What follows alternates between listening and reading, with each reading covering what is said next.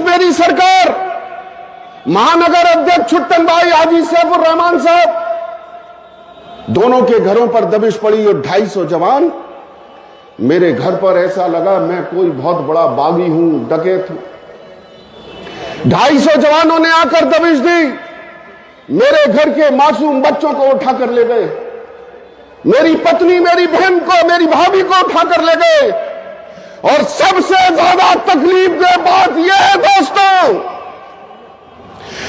जब याद आता है तो कलेजा फटता है। मेरी 84 साल की बूढ़ी मां को एक कमबख्तों ने उठवा लिया था पुलिस से। 84 साल की बूढ़ी मां। मैं उस मां की कसम खाकर कहता हूं आपसे, जिस दिन दबिश पड़ी थी वो पवार नाम का दरोगा जो नारकी का ऐसा था, उसने मेरी मां से कहा था, मेरी मां ने सिर्फ इतना कहा था,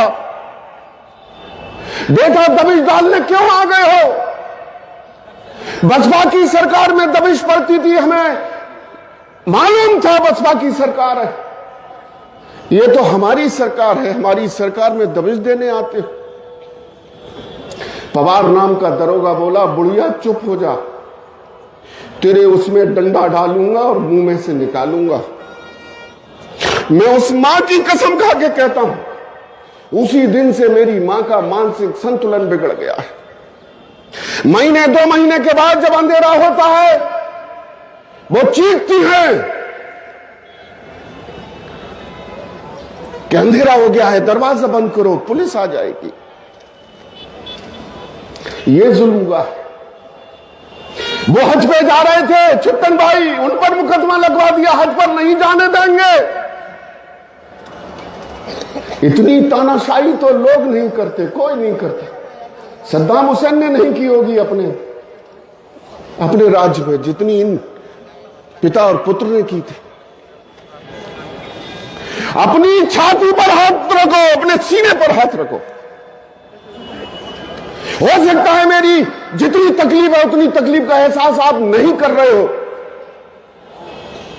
लेकिन ईमानदारी से, आप इंसान हो, आपको ईश्वर ने, खुदा ने इंसान बनाया है। उस इंसानियत के नाते ये जो दिल धड़कता है, इस दिल पर हाथ रखो और फैसला करो। जो अजीम की मां के साथ हुआ, अगर वो तुम्हारी मां के साथ होता तो क्या करते?